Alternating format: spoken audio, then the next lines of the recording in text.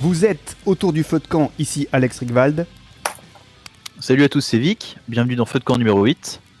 Donc c'est parti du coup pour parler ce soir de matériel tactique pour le civil et pour le survivaliste. Donc on a déjà un premier invité présent ce soir. Salut à tous, c'est Guillaume. Guillaume, bienvenue dans Feu de camp. Est-ce que merci pour l'invitation. Est-ce qu'on te laisse un temps déjà pour te présenter en début de live pour ceux qui rapidement, ne connaissent pas Exattack. Un peu de temps pour l'autre invité d'arriver. Ouais. Donc je m'appelle Guillaume, je suis le gérant d'Exattack. Donc c'est une boutique en ligne, on est distributeur de matériel tactique. Donc notamment on est importateur LBT, LBX Tactical et puis quelques autres marques européennes dont on a l'exclusivité pour la distribution française. Et à côté de ça, on fait aussi quelques productions selon nos cahiers des charges pour répondre à des besoins spécifiques. Ok, super. Donc un spécialiste du matériel pour ce soir. Ouais, on va pouvoir parler matériel tactique avec quelqu'un dont c'est son métier, c'est quand même sympa. Ah, pour le coup, ouais. Et aussi, on a un quatrième invité, pour l'instant fantôme, mais il arrive, et vous le connaissez déjà. Il s'agit de Taprak Gajoubert, qui a un léger retard, mais qui va arriver au courant de l'émission. Ne vous inquiétez pas, comme ça, on aura Guillaume pour l'aspect purement cahier des charges, technicité. On va pouvoir rentrer dans au cœur du sujet du matériel tactique, parce que c'est sujet à fantasme, mais c'est aussi quelque chose qui passionne, moi le premier, et c'est assez fascinant comme milieu, surtout quand on est dans le domaine du survivalisme, bushcraft, etc. Et on aura, grâce à Gaëtan de Taprak Gajoubert, le mec plus application avec le côté civil et moniteur de tir, etc., qui nous intéresse aussi en tant que survivaliste. Donc, on me réclame si Monsieur Issou est connecté. Bah écoutez, je ne sais pas. Si vous l'appelez assez fort, peut-être qu'il va arriver. Ce lancement. Mine de rien, il est de plus en plus réclamé. Hein, donc, faut la compter. Ça fonctionne. Ah, il est là. Il est là, mais il est un peu moqueur, donc pour l'instant, il reste un peu en arrière-plan. Donc, un peu taquin. Donc pour ceux qui viennent de nous rejoindre, nous sommes avec Vic Gazden, comme d'habitude, mon fidèle acolyte pour cette émission, et nous vous précisons bonsoir à vous. D'entrée de jeu qu'il s'agit de la dernière émission de la saison 1 de Feu de camp. Donc il y aura une petite pause après, et on reviendra un jour avec le concept amélioré, puisqu'en fait il s'agissait des 8 épisodes pilotes. Pour revenir, on a vu ce qu'il fallait améliorer, ce qu'il fallait enlever, ce qu'il fallait ajouter, et on reviendra un jour peut-être avec un concept encore plus peaufiné, avec un monsieur mime encore plus versatile, on va dire, et des invités toujours aussi cool, mais peut-être un peu plus connus. On verra ce qui va se passer. Et donc, voilà pour tout ça. Je vous propose de commencer en rentrant dans le vif du sujet. Au niveau du matériel tactique. Donc le matériel tactique, j'ai envie de dire, pour qu'on soit d'accord, c'est quoi la définition du matériel tactique pour que tout le monde soit d'accord? Guillaume, tu veux peut-être ouvrir le bal. Qu'est-ce que le matériel tactique, en fait, si on devait résumer ça simplement et d'une manière à ce que tout le monde comprenne? À la base, c'est plutôt du matériel qui est destiné aux professionnels. Quand je dis professionnel, donc ça va être tout ce qui est militaire, donc gendarmerie qui sont aussi des militaires et police.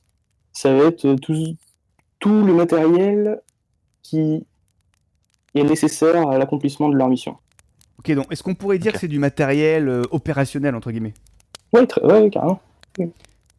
Donc qui a besoin de matériel tactique dans notre société aujourd'hui? C'est ça qui serait intéressant. Qui a besoin de matériel tactique aujourd'hui par rapport à les gens que tu livres, ce que tu proposes au niveau de la largeur de gamme? Qui sont ces gens-là? Il y a de tout. Après, t'as aussi bien des professionnels. On travaille de plus en plus avec la BRI de Paris. Mais à côté de ça, on a aussi une grosse part entre guillemets de détente et de collectionneurs. Donc ça, c'est normal. Et il y a beaucoup de gens qui font de la reproduction aussi de certaines unités militaires. Mais notre gros de la clientèle, ça reste donc les militaires, que ça soit en France ou directement en OPEX. Et voilà. D'accord. Et au niveau des fonctionnaires, il n'y a que les militaires ou il y a aussi d'autres services publics qui s'équipent en matériel tactique aujourd'hui? De plus en plus les pompiers. Ah oui, les Les pompiers, pompiers, les pompiers, à cause de quoi? à cause des attentats, voilà, c'est les primo-intervenants souvent, et donc de plus en plus, on a déjà fait quelques livraisons de casques et de plaques balistiques pour des SDIS, Ah, pour certains SDIS qui commencent à Ok. s'équiper. Hein. donc les services de secours maintenant te commandent des casques balistiques et des gilets pare-balles. Ouais.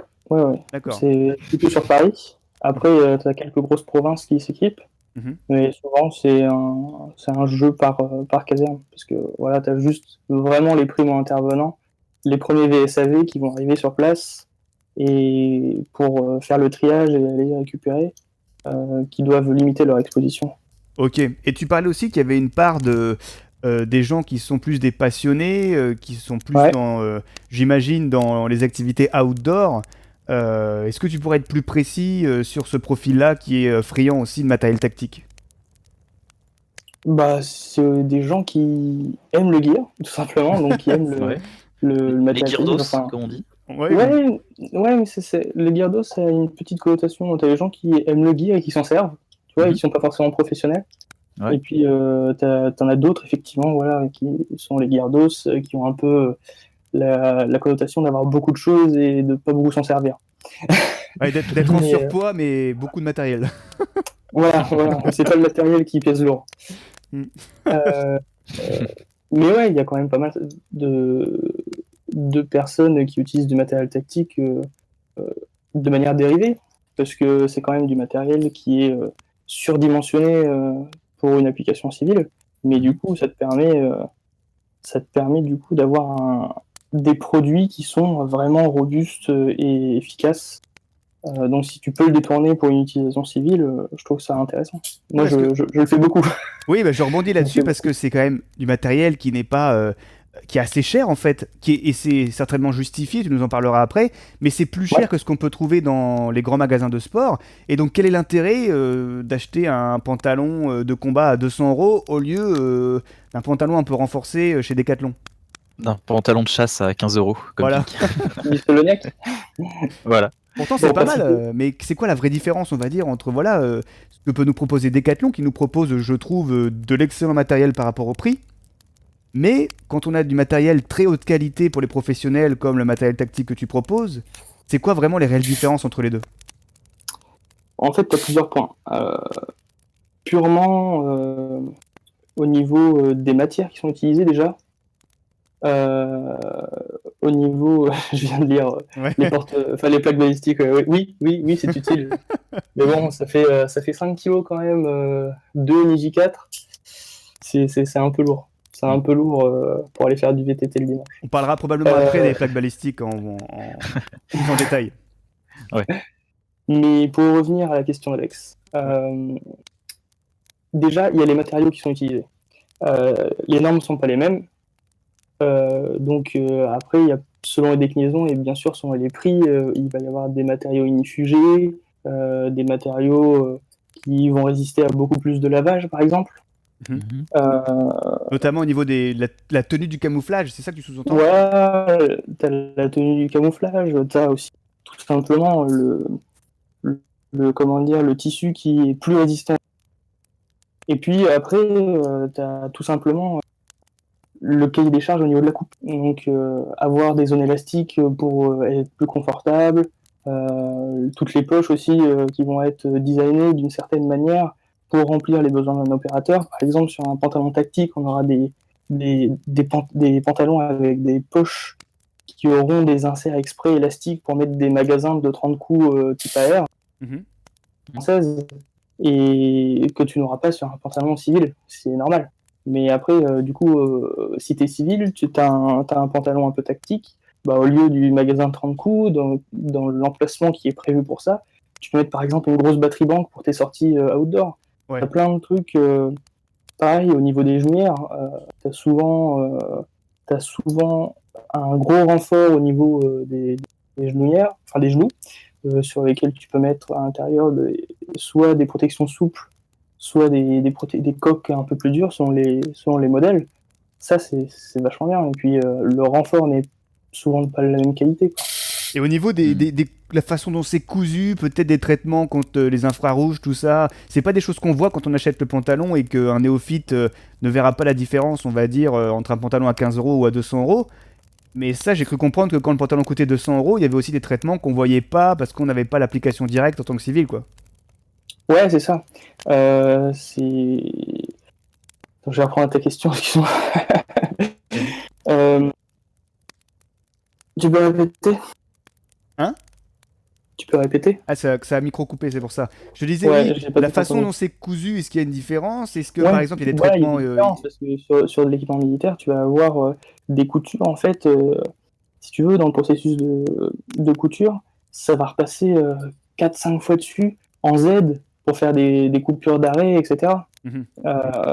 Sur les traitements en IR, bon, ça intéresse moins le civil, c'est normal, il n'y en a aucune utilité, mais au niveau de la signature sur lors de l'utilisation d'appareils de vision nocturne. Mais après, tu as aussi, par exemple, des traitements anti-moustiques pour des pantalons tropicaux et des trucs comme ça, quoi. D'accord, ouais, ça c'est vraiment le... Je lis, je me permets, hein, Vas-y. je lis le pantalon idéal de Julien, étanche, respirant, solide, ne pue pas, sèche rapidement, léger, indéchirable, poche accessible, ça existe. Étanche et respirant, c'est une question de compromis. En fait, c'est la différence entre soft shell et hard shell. En fait, la soft shell, donc ça va être quelque chose, la soft shell, ça va être quelque chose de ultra respirant avec un traitement DWR, donc un traitement qui est, comment dire, répété.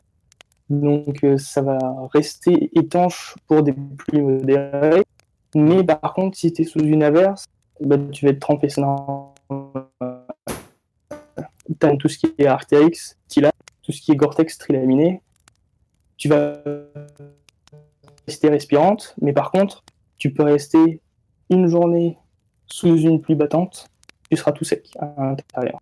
C'est une question Enfin, de tu seras tout sec de pluie dehors, mais par contre, tu seras peut-être un peu humide de sueur, selon ce que tu as fait. Ouais. En fait, c'est une question de capacité d'encaisser une quantité d'eau précise, quoi. C'est ça, une quantité d'eau précise. Ouais, exactement, c'est une question de colonne d'eau. Donc, en fait, il faut voir où est-ce que tu es, enfin, où est-ce que tu fais, enfin, où est-ce que tu es, qu'est-ce que tu fais et qui tu es, pour définir un peu ton cahier des charges et te permettre de faire le bon choix. Donc, par exemple, si tu es dans une zone un peu plus froide, mais qui n'a pas tendance à avoir trop de précipitations ou alors quelques rares averses, tu vas privilégier une soft shell parce que ça va être beaucoup plus respirant, ça va être beaucoup plus confortable, ça va faire moins de bruit. Par contre, la hard shell, elle va avoir tendance à t'enfermer un peu à côté. Et ça, il n'y a pas encore de matériau miracle qui est 100% respirant et 100% étanche. Ouais, sinon on aurait une tenue pour toute l'année et tous les environnements, mais c'est pas du tout le cas. Exactement. Voilà, c'était pour la petite aparté, je voyais le message. Bah, c'est ça qui est avantageux d'avoir quelqu'un qui est vraiment dedans, parce qu'on peut avoir vraiment des explications et des justifications très précises sur des choses qu'on soupçonne pas quand on n'est pas dedans, en fait, parce que c'est quand même réservé à la base pour des milieux d'initiés, type unité militaire spéciale, tout ça, voilà. Ouais. Et nous, avoir des conseils surtout. Voilà, et nous on achète ça la plupart du temps, faut le dire, parce que ça fait stylé. c'est vrai.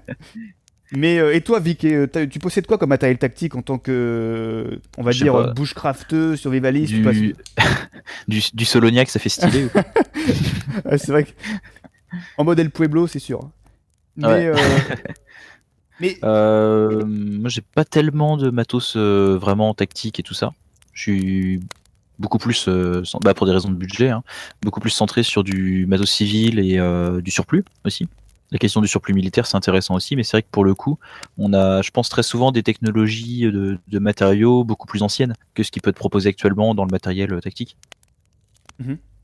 Donc non, de mon côté, surtout du matos civil et puis du surplus, ouais. Par exemple, ce week-end, tu as été à un stage de tir, t'avais pas de matériel tactique sur toi? Ah bah, pantalon de combat Soloniac, dump pouch Soloniac. Les Soloniac, ils font des trucs vraiment bien. Enfin, ils s'inspirent du matos melee, on va même du MOL, etc. Franchement, ils font pas mal d'efforts, quoi. Après, voilà, ça répond pas forcément au cahier des charges de tout le monde. Mais il faut savoir aussi que Decathlon, c'est un gros fournisseur quand les opérateurs ils doivent s'équiper tout seuls.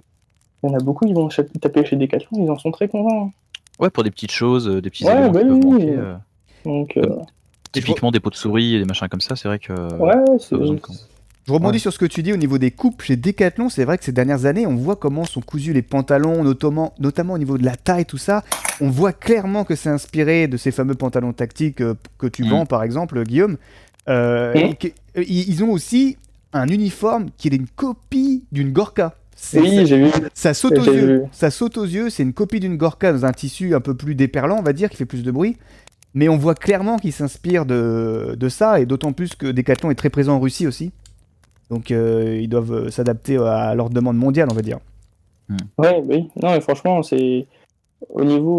Je crois qu'ils ont changé de designer, à mon avis, 3 ans, et là, ils sont partis sur une nouvelle piste qui est plutôt bien. Faut... Mais toi, en tant que Ouais. revendeur de vêtements tactiques, des Ouais. vrais, on va dire cette fois-ci, pour quelqu'un qui a pas trop de sous et qui veut s'y mettre, tu recommanderais, toi, Soloniac? Bah, avec un budget limité, ouais, carrément, pour s'y mettre, dans le sens pour un premier setup. Ouais, pour débuter, ouais. Premier setup, pour débuter, tu sais pas vraiment si tu vas en avoir beaucoup besoin, ou alors si tu t'en sers 2 fois dans l'année, 2-3 fois dans l'année, bah franchement, go Soloniac. Hein. Et donc si, imagine, tu veux investir dans une seule pièce de gear, ou vraiment là, il faut mettre le prix, ce serait quelle pièce de gear qu'il faudrait investir selon toi? Une Gore-Tex. Une Gore-Tex, tu veux dire une veste Gore-Tex? Ouais, au moins une veste Gore-Tex. Et qu'est-ce Et que une ça veste apporte Gore-Tex trilaminée. Et bah c'est quoi le Gore-Tex trilaminé pour ceux qui découvriraient tout ça? En gros, c'est une membrane, enfin, c'est des gros mots pour pas grand-chose. Mm. C'est une membrane imper-respirante, donc imperméable et respirante. Bon, comme j'ai dit tout à l'heure, il y a des limites, à la respirabilité des matériaux parce que tu peux pas être complètement étanche en étant complètement respirant. Mais une veste Gore-Tex, surtout si on habite dans des zones où il pleut beaucoup, il fait un peu froid les 3 quarts de l'année, quoi. Franchement, une veste Gore-Tex, il n'y a que ça qui mérite un investissement de 500 € et plus. Parce que ça te protège de quoi cette veste-là? Ah ouais. Donc c'est complètement coupe-vent. C'est complètement NBC. étanche. C'est NBC. Limite, non, mais limite, ça me fait penser un peu aux matériaux, mais c'est pas les mêmes. Mais c'est coupe-vent, et quand je dis coupe-vent, tu peux prendre des rafales. T'as la rafale qui passe, tu sens quasiment pas le vent. Et même au niveau des précipitations, je me souviens d'avoir fait une compète de tir, on a pris une saucée, mais voilà, tu prends une saucée monstre, t'es dans la boue, tu prends la saucée, bah, tu retires ta veste, en dessous t'es complètement sec, quoi. Ouais, 500 € Argos, dans le milieu on dit que généralement une veste Gore-Tex de qualité, ça doit faire minimum 400-450 €. Ouais, parce qu'au final, c'est de la haute technologie qui est derrière ça. Ouais, donc savoir Arc'teryx Leaf, donc la matière, comment dire, les vestes qui sont utilisées par les commandos marines, c'est environ 900 € la veste. D'accord, en dotation. En dotation, ouais.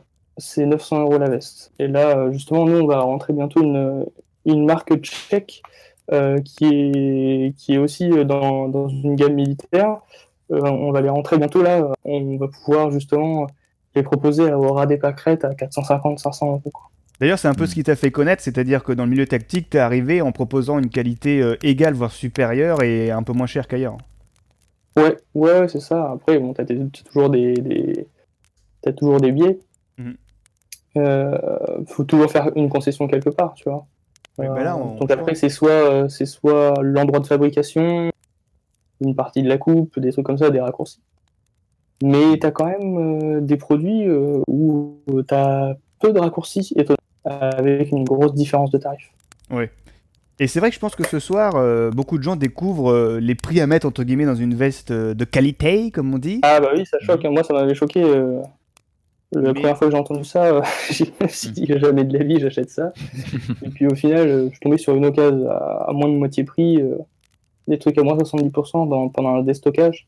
Et je me suis dit, ouais, non, mais je comprends.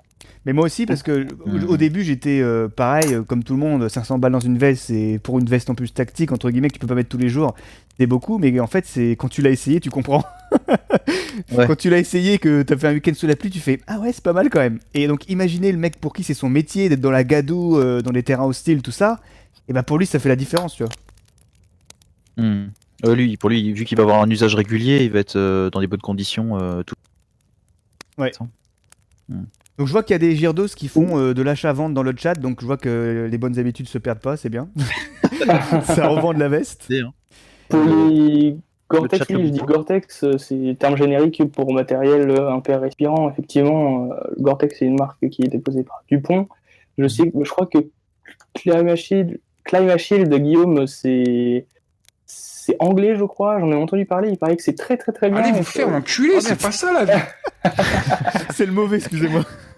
Je pense que c'est très très bien. Après, il suffit de regarder les Colondo stats, quoi. T'en as plein qui sont très bien. T'as même des membranes chinoises qui sont très très bien. Il faut juste voir leur Colondo. Et puis, donc, la Colondo, en fait, c'est la résistance à la pression d'eau contre la membrane. D'accord. Il fait que c'est waterproof, quoi. Ouais, voilà. En fait, en gros, dans les labos, ils mettent, si tu veux, ils mettent un grand tube qui fait, je crois, 5 ou 10 cm de diamètre sur la membrane, et ils foutent de l'eau en pression dessus. Et leur but, en fait, c'est de faire passer l'eau de l'autre côté. C'est le niveau de waterproof, en gros, quoi. Voilà, exactement. Et donc, voilà. C'est ça, la chose à regarder, c'est la Colondo. Ouais, la Colondo. Ok, et c'est exprimé en... C'est la même donnée c'est la même donnée qu'on regarde pour les tarpes. Si vous achetez un tarp genre Tatonka, etc., ils vont vous donner la Colondo. Un tarp Tatonka, c'est environ 10 000 mm de Colondo. Donc c'est un critère universel pour tout ce qui est censé être waterproof, quoi. Ouais.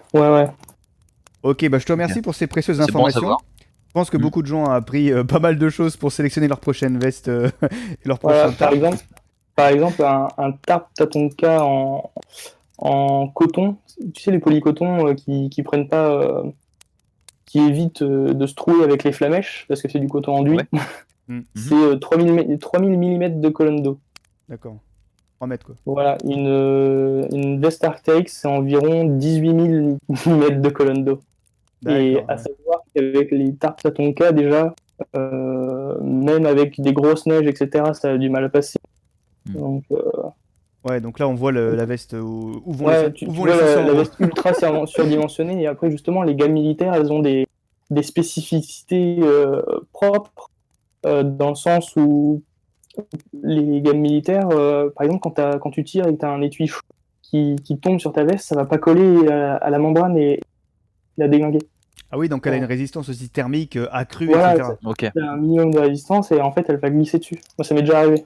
C'est vrai que ça, on y pense pas en fait, mais c'est vrai que l'opérateur, il va être confronté à ça, quoi.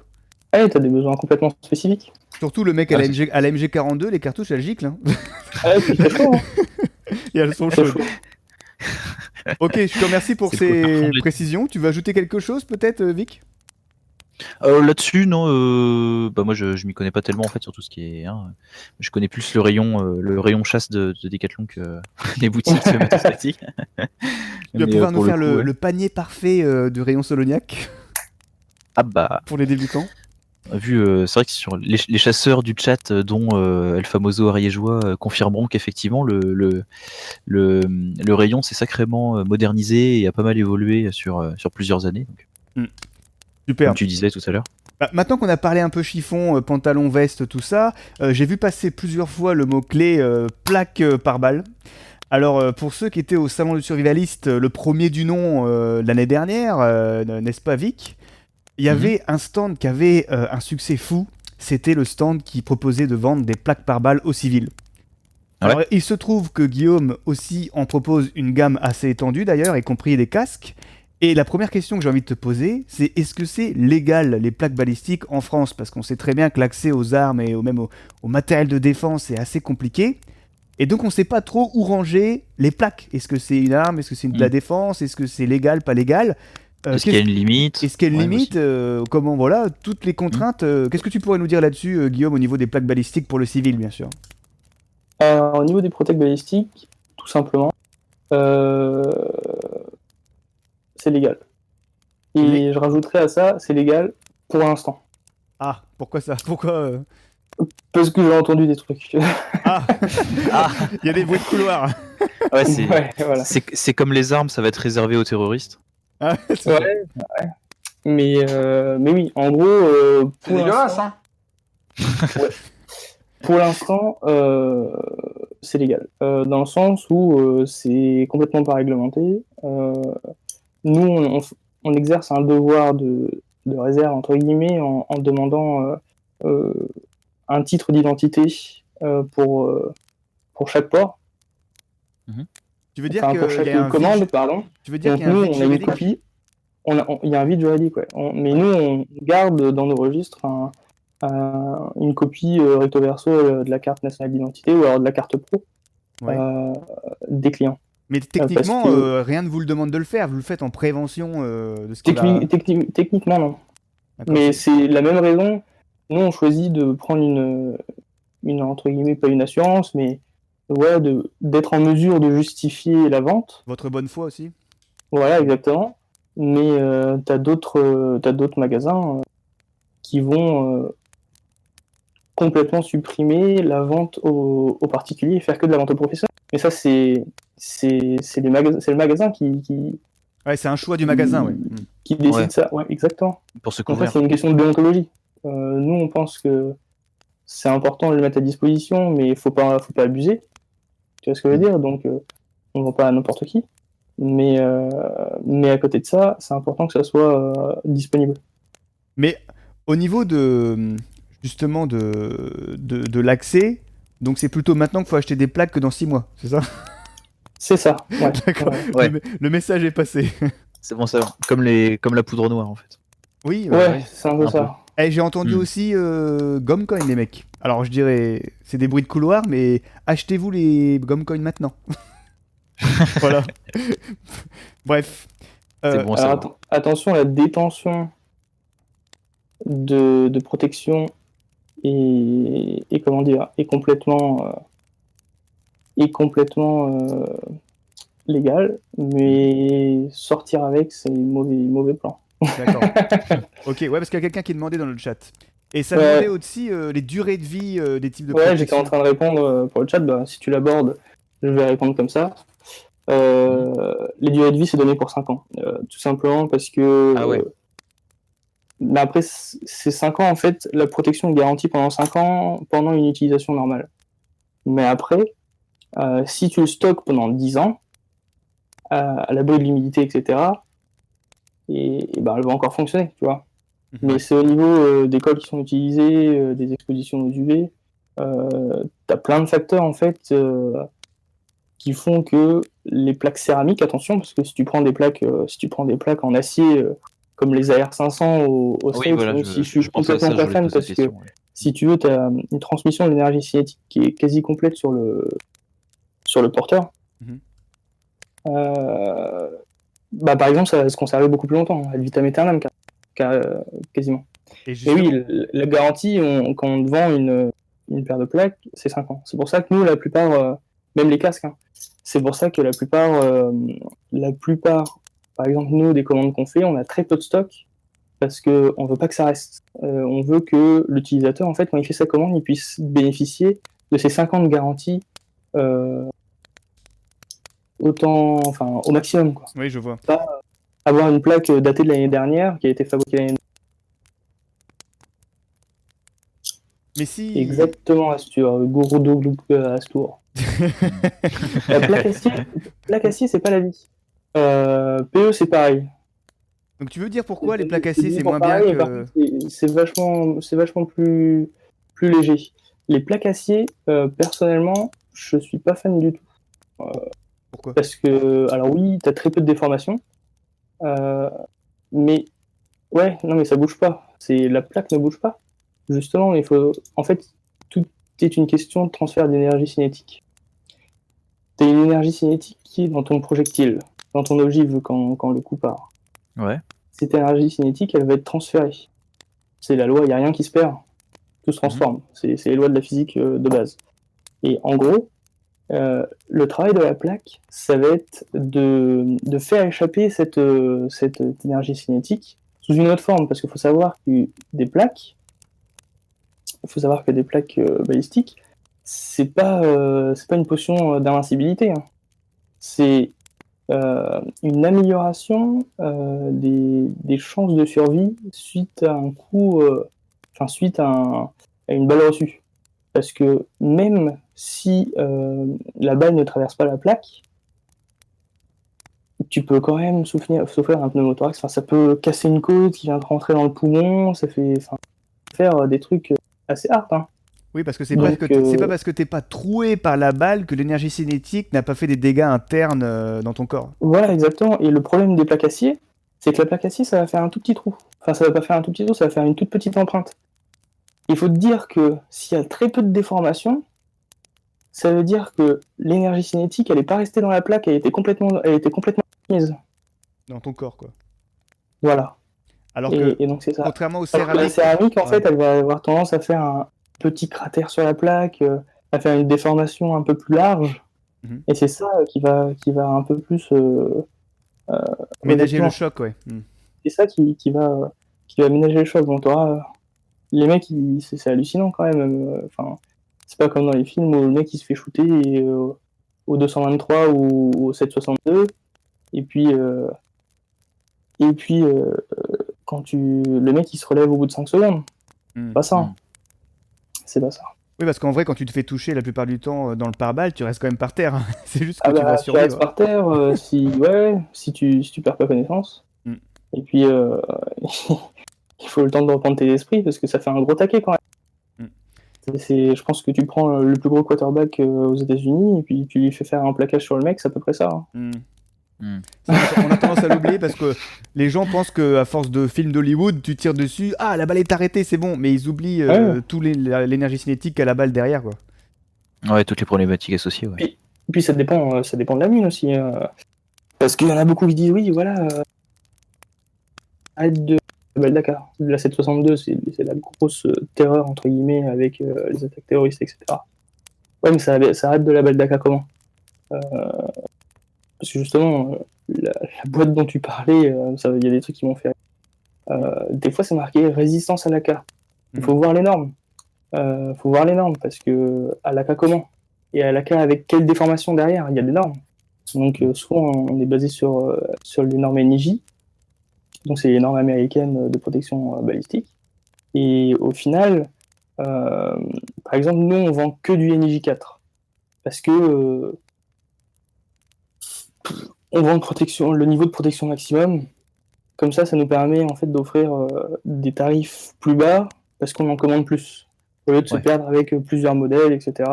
Ouais, des trucs qui protègent moins et tout ça. Voilà. Nous, on vend une taille, une protection. En protection dure. Et par contre, ça résiste, on les a testés, avec de la munition perforante militaire.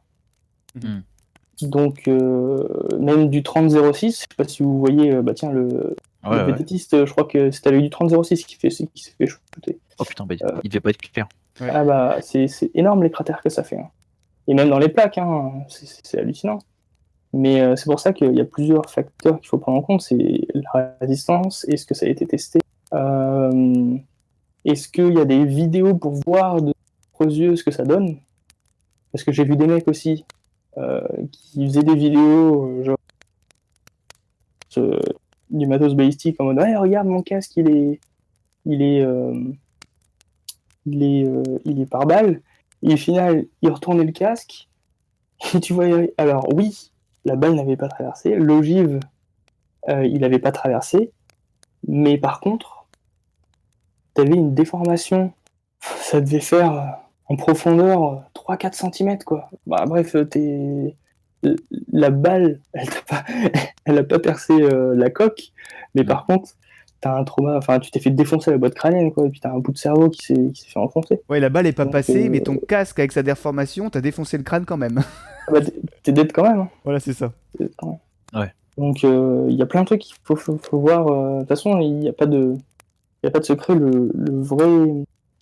Le vrai Kevlar au niveau des casques, ça a tendance à s'effeuiller un peu. En fait, c'est des feuilles qui sont mises sur un moule avec une colle à chaque fois, et puis ça fait à la fin la forme d'un casque, et après c'est recoupé. Mais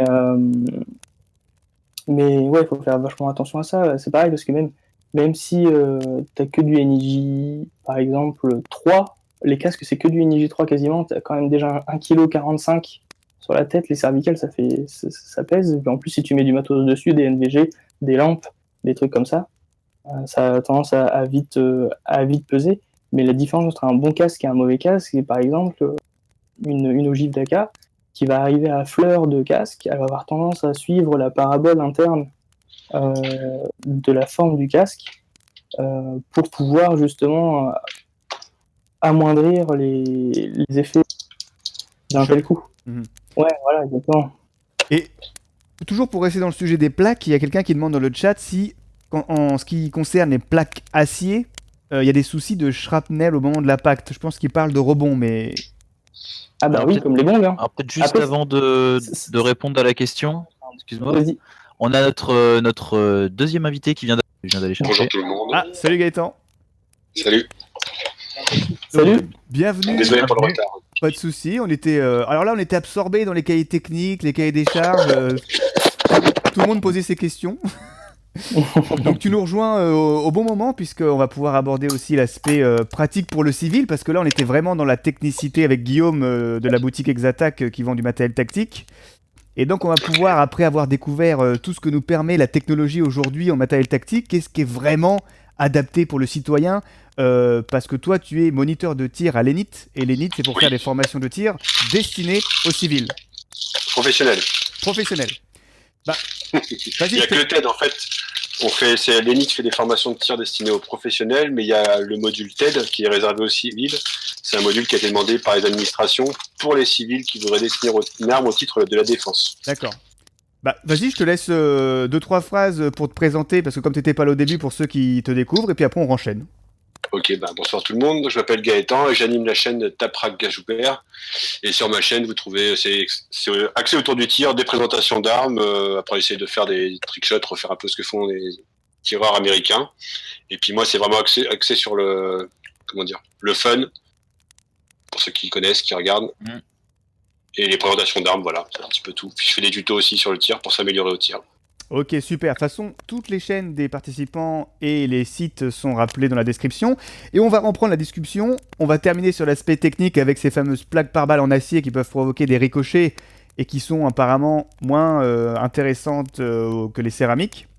Et après, on va switcher sur Gaëtan, où on va discuter de ce qui est vraiment utile ou pas pour le civil, parce que comme on disait, au salon du survivalisme, il y avait énormément de gens qui achetaient des plaques par balle. Et on peut se demander si vraiment ça peut servir pour le civil ou pas, on va en discuter. Donc je te laisse terminer Guillaume pour ce qui concerne les plaques. J'ai terminé sur le chat du coup pour laisser du temps à Gaëtan. Ouais. Tu veux que je répète le... Bah vas-y, dis-nous ce que tu as dit sur le chat et puis on... Non, juste pour les plaques acier, attention au sharpnel si c'est des plaques nues. Mais par contre, souvent elles ont quand même un revêtement en fait. Un revêtement un peu caoutchouté qui évite d'avoir des projectiles. Shrapnel. Voilà. Ok. Je te remercie. Comme justement Gaëtan n'était pas là, tu as pu en profiter pour vraiment nous déballer plein de choses intéressantes et savoir que notre veste doit coûter 500 €, sinon c'est de la merde. C'est pas ce que j'ai dit. Si c'est Gore-Tex, il faut qu'elle coûte au moins 500 €. Oui, c'était pour la blague, mais on a bien compris ce que tu voulais dire. Et que personnellement, au quotidien, j'utilise une soft shell. Ok. T'as pas besoin d'une hard shell. Tout est une question de qui tu es, qu'est-ce que tu fais et où tu es. Ok, voilà. super. Comme d'hab. Et là, Vic, on va passer du côté de chez Gaëtan.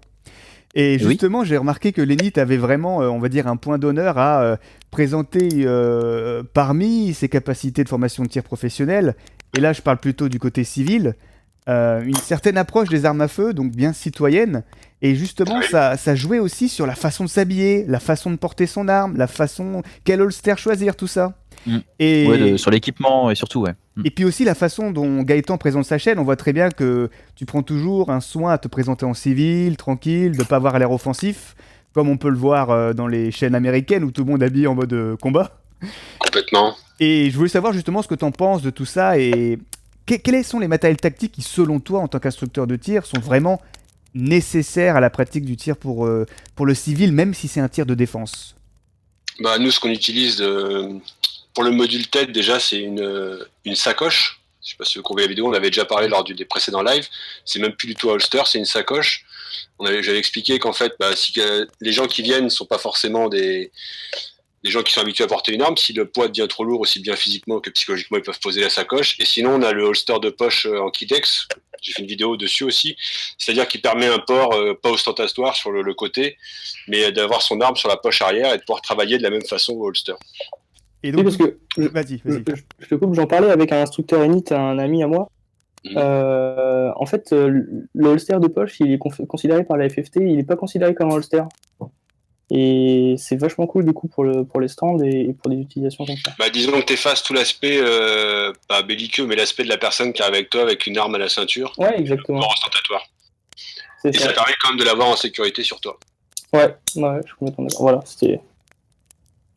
Et donc, au niveau, d'où vient cette volonté justement de... Pourquoi on la fait pas comme les Américains au final? On vient avec nos Holster 511. On a une législation, raconter à un citoyen qui peut s'habiller comme un Navy Seals, défendre sa maison et après aller au tribunal et s'en sortir, c'est lui raconter des cracks. Oui, d'accord. Il faut savoir qu'on est combien de tireurs en France?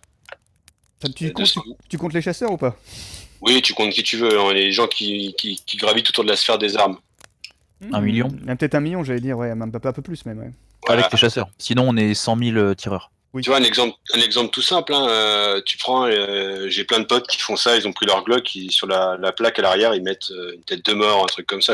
Après, je comprends moi, je suis pour que tout le monde fasse ce qu'il a envie de faire, mais tu vas te défendre avec cette arme qui a une tête de mort ou qui a un casque, tu vois, viking ou un truc comme ça derrière. Ça peut être joli graphiquement, mais demain, tu vas te défendre avec cette arme, tu vas aller au tribunal, et le juge, il va te dire, mais monsieur X, c'était votre arme, vous êtes défendu avec cette arme, oui, très bien.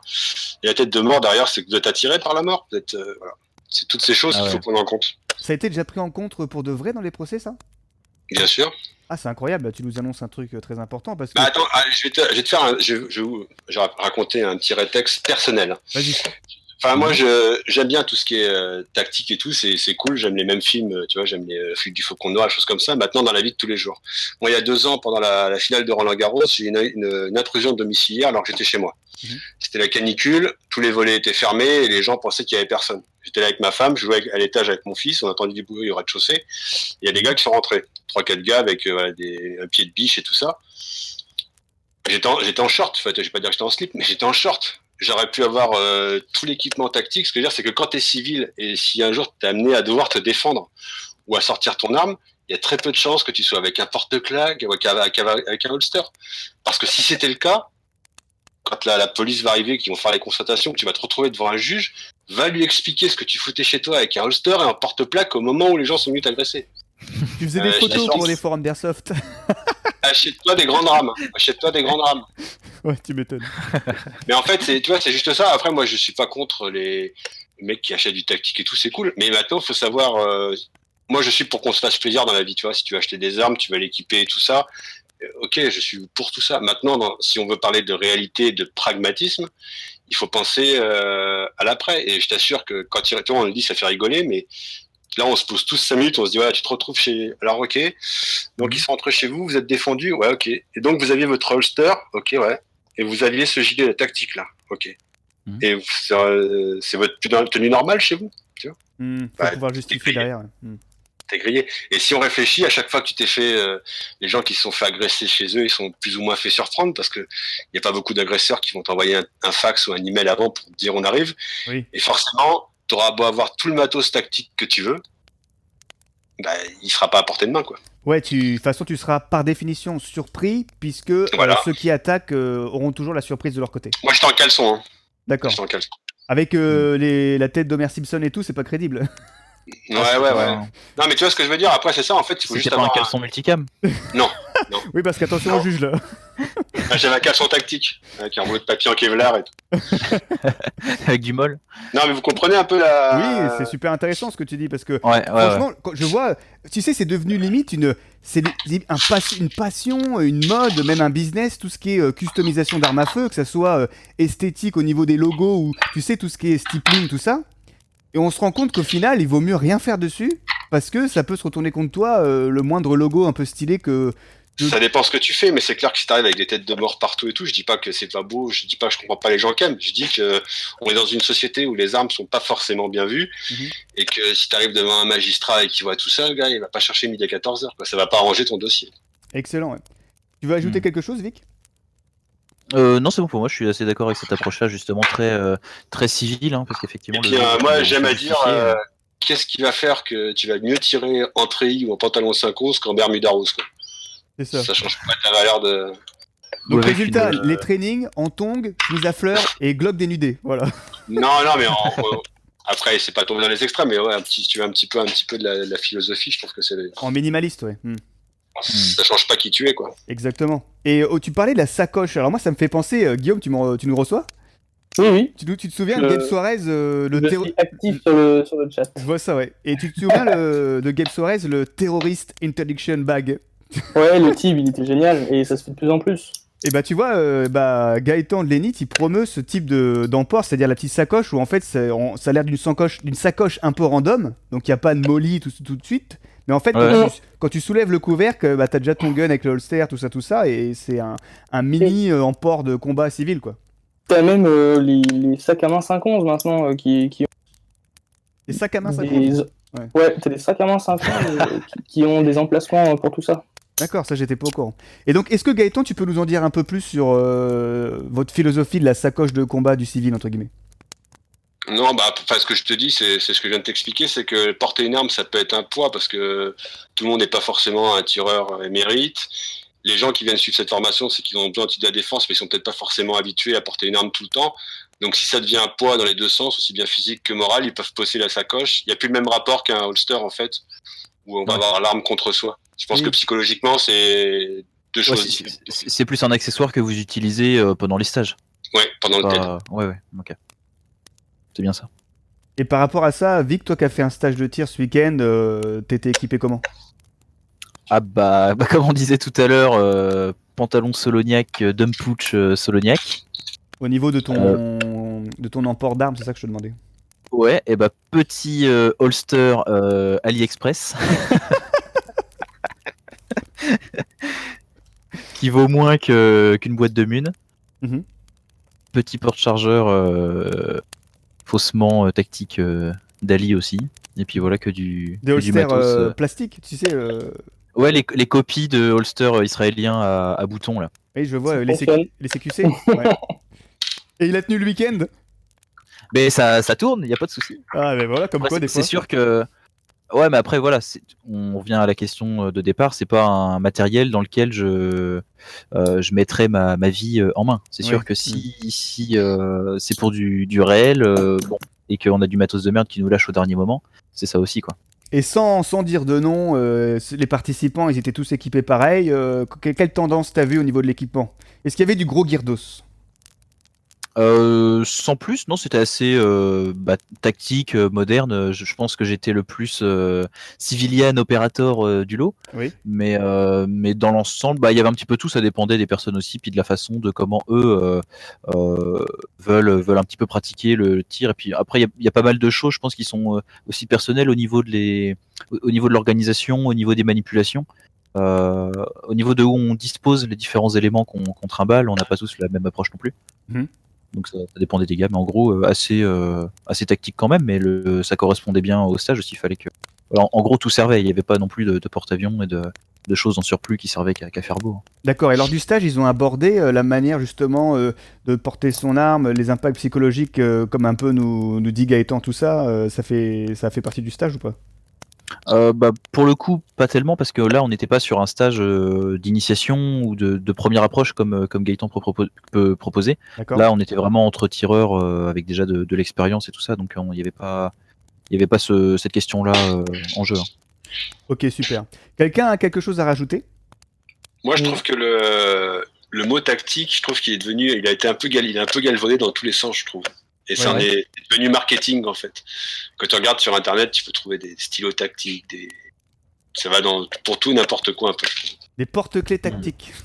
Ouais, non, mais après, ce qui est quand même dommage, parce que je trouve que c'est devenu un phénomène de mode, en fait. Ouais, c'est vrai. Bah écoute, si tu as des problèmes avec les commerçants tactiques, t'en as un devant toi, hein, c'est le moment. Non, j'ai pas de problème, moi j'ai des problèmes avec personne. Non, mais on a dit là, on a voulu créer le débat, c'est pour ça. Non, ouais, mais après, moi je suis pour la liberté, chacun fait ce qu'il veut. Après, j'explique mon point de vue ou pas. Rappelle-toi, la dernière fois, j'en avais abordé deux choses. La première, c'était que quand nous, qui sommes concernés par les questions de sécurité et tout ça, on va dans un endroit, on va repérer les gens qui vont nous sembler potentiellement un problème ou quoi que ce soit. Il faut se dire que les gens qui ont des mauvaises intentions, ils vont faire la même chose avec nous.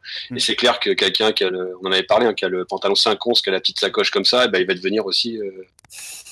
J'espère, mais pour les gens en face, quoi, en fait. C'est clair que porter du tactique, ça met Connoté, un marqueur fluo sur sa personne. C'est clair. Donc autant, et de tous les côtés.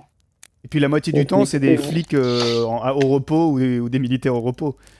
Ouais. Donc tu sais en plus que le mec est peut-être la plupart du temps, pas forcément. Oui. L'autre part du temps, ouais.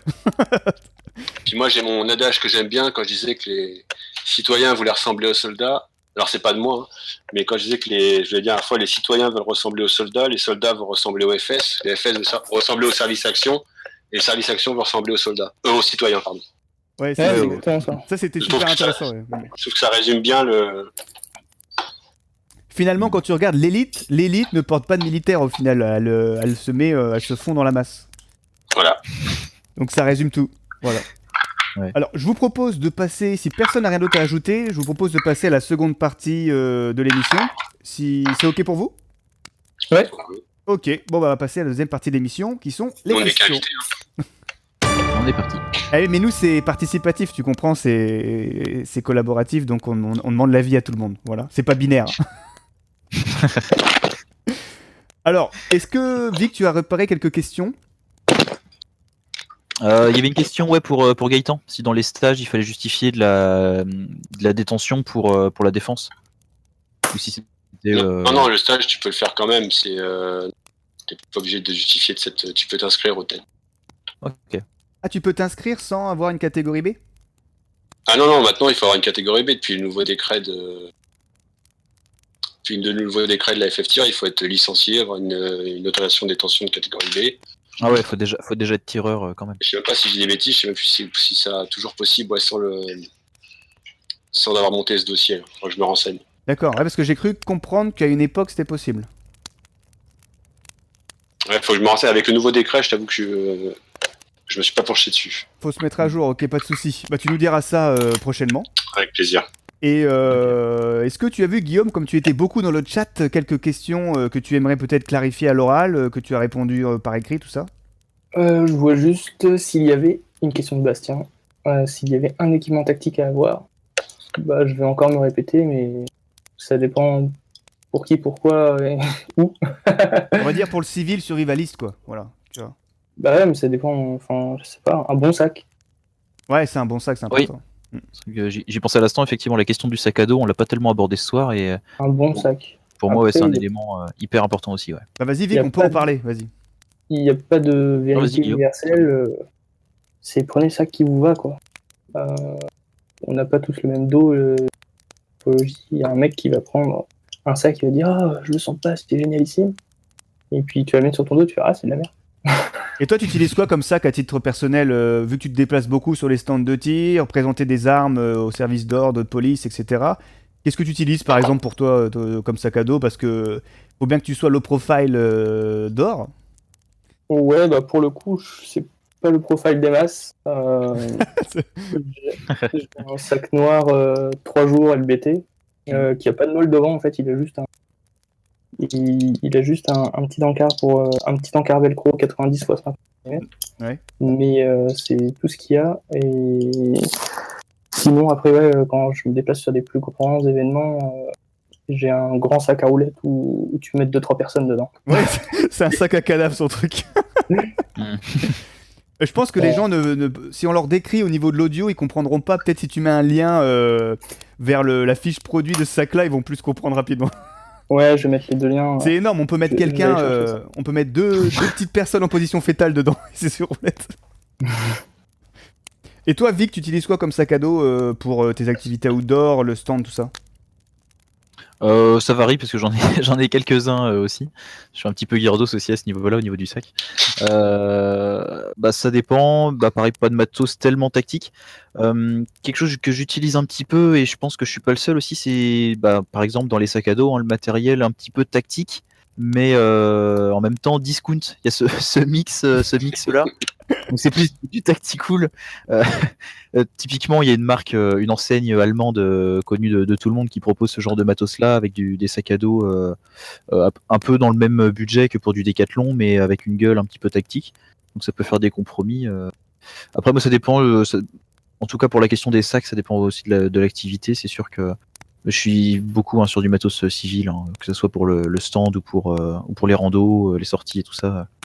Pas mal de matos civil. Et là, Encore une Solognac tient toujours la route pour les sacs ou pas? Ah, il y a des bons sacs. Effectivement, j'ai une ancienne génération d'un sac qui propose plus maintenant et qui est plutôt bien conçu parce que par rapport à un sac rando qu'on trouve dans la même enseigne, on va civil, très rando. Forcément, voilà, c'est multipoche, c'est léger, c'est cool, c'est coloré, donc c'est peut-être potentiellement un petit peu plus fragile, un petit peu moins discret. Et ça, c'est des éléments qui, du coup, sont vraiment corrigés avec le matos orienté chasse, où on est sur du très simple, très basique, avec des grandes poches pour ce qu'on a à transporter, et des choses bien profilées pour pouvoir passer dans les branches. Souvent des coloris aussi très discrets, kaki, tan ou des camouflages civils. Donc par exemple pour d'autres activités, par exemple voilà le bushcraft par exemple, ça coïncide bien aussi si on a besoin d'aller dans des coins un petit peu discrets.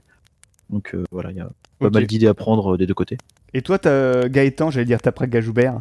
Et toi, Gaëtan, en tant que moniteur, par exemple, comme tu es très justement au fait de ces questions de paraître toujours dans l'aspect citoyen, tout ça, qu'est-ce que tu utilises comme sac de transport?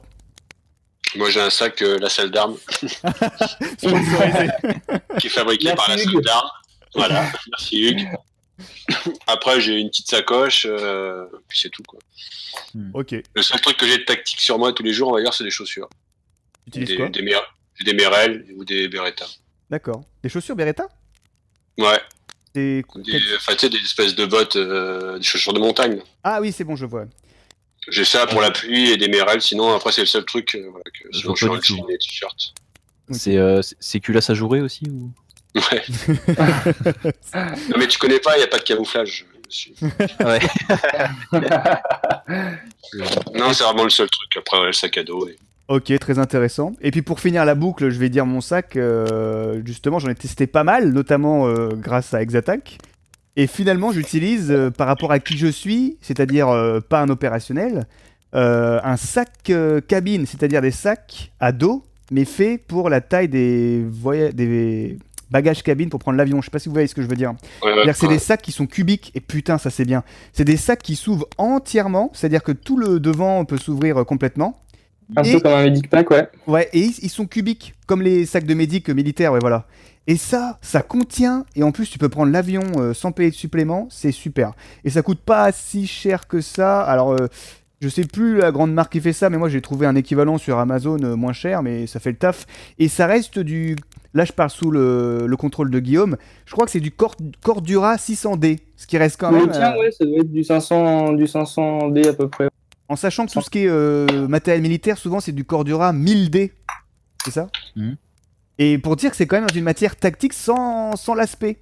Donc on gagne la robustesse, la discrétion, et en plus ça m'a coûté 60 balles je crois.